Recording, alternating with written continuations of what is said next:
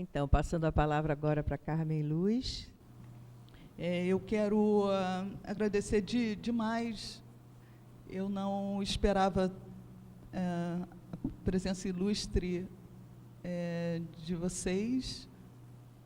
Algumas pessoas realmente bastante ilustres, não que os anônimos não sejam, mas que fazem parte de uma história da dança e é muito importante a gente reconhecer isso. Obrigado por vocês estarem aqui. Muito contente mesmo e honrada. Eu ando bastante enrolada na minha vida, com muitos projetos, muitas coisas para fazer. Então, e fazendo, mas eu não, a gente é muito difícil a gente dizer não para quem a gente gosta muito, né? Então, eu não consegui dizer não para o convite da Gisele. E depois que ela me falou que tinha essa mesa aqui, eu me sinto muito à vontade nessa mesa, que é uma mesa de ativistas. Então, cada um no seu campo, mas eu me sinto bastante à vontade e feliz mesmo de estar. Eu vou preparar a minha maneira, que é cada dia mais plástica, o seu texto para o e-book, e vou hoje conversar com vocês desta maneira. Vou mostrar também uns filmezinhos.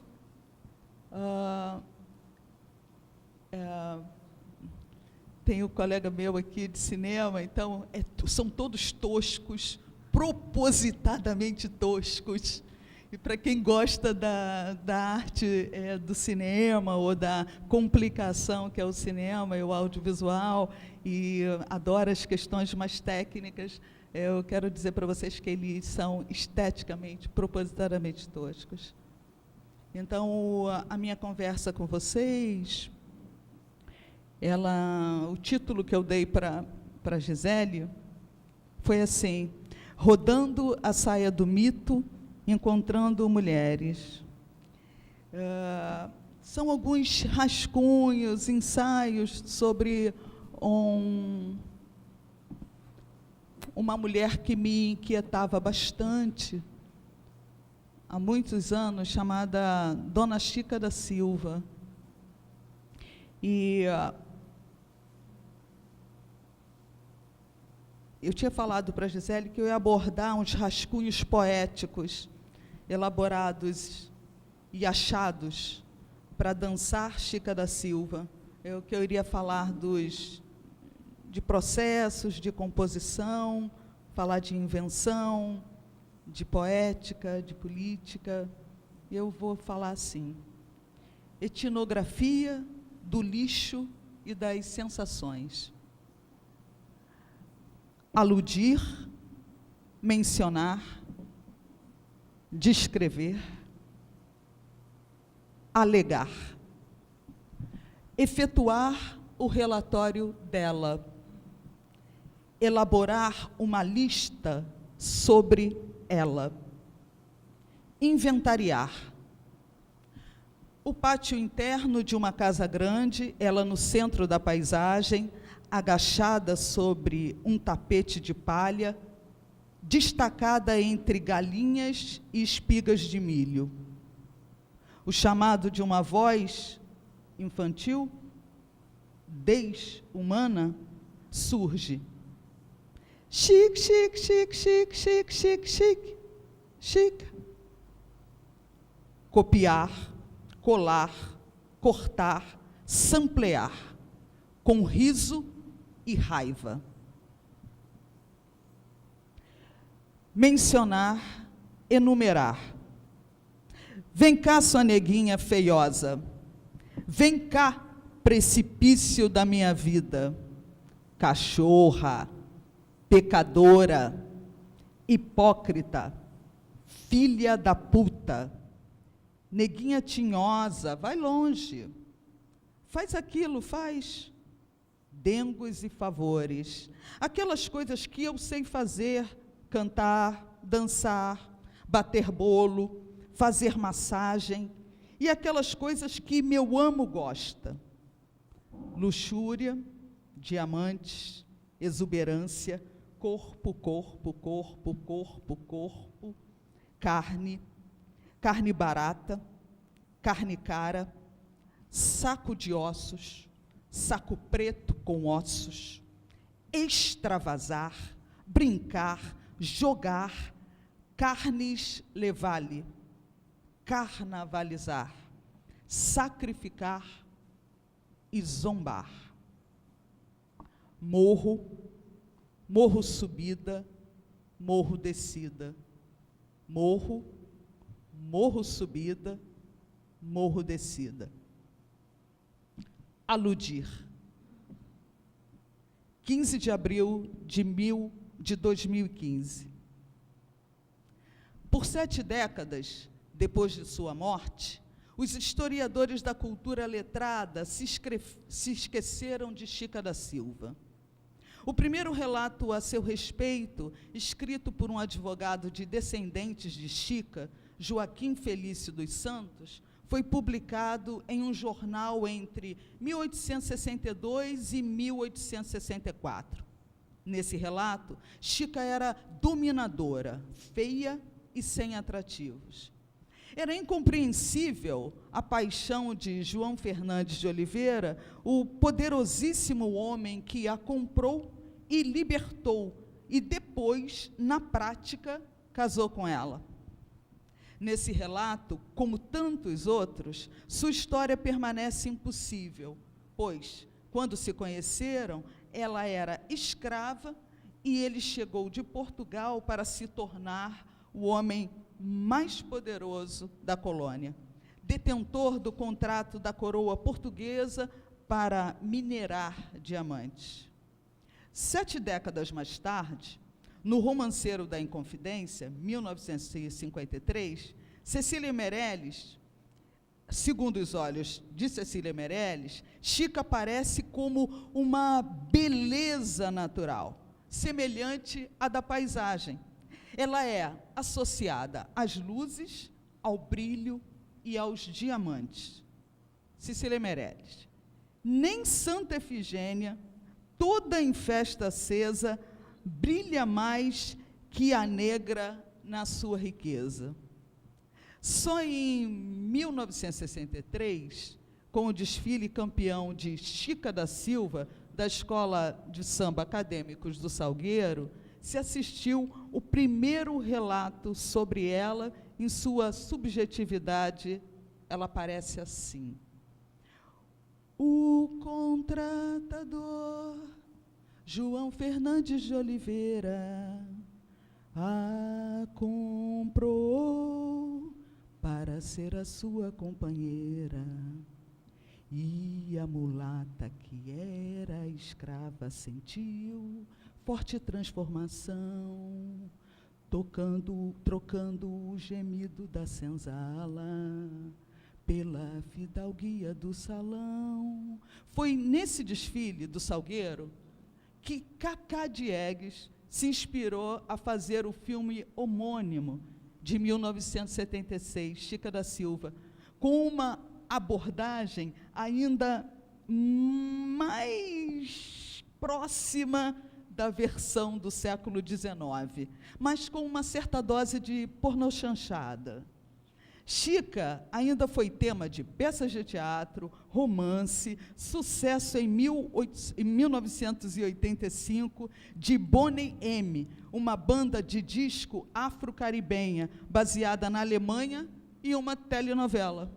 De tão viva no imaginário, reapareceu em um trote universitário em 2013, na Faculdade de Direito da Universidade Federal de Minas Gerais, em que uma caloura foi pintada de preto e acorrentada com uma placa escrito Caloura Chica da Silva no pescoço.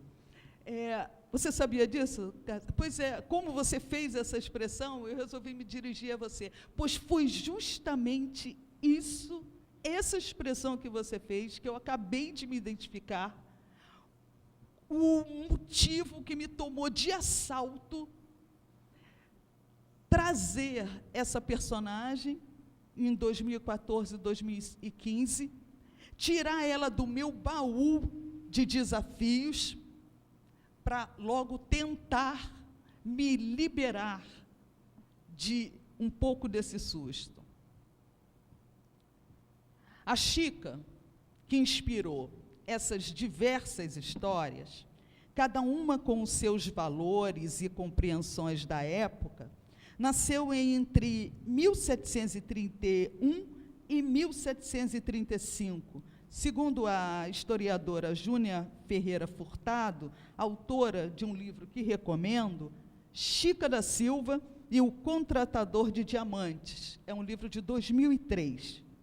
O primeiro relato que a gente conhece, segundo ela, baseado em documentos históricos. Bom, vou fazer um parênteses aqui, tem gente que realmente acredita que existem documentos históricos, verdadeiros, históricos.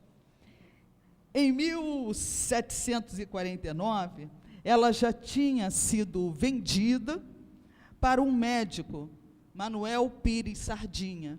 E 2 anos depois, Chica da Silva teve seu primeiro filho, batizado com o nome de seu dono. Em agosto de 1753, chegou João Fernandes, o contratador, que a comprou, alforriando no Natal desse mesmo ano. Conviveram João Fernandes e Chica durante 17 anos como marido e mulher. Tinham casa, filhos, vida familiar.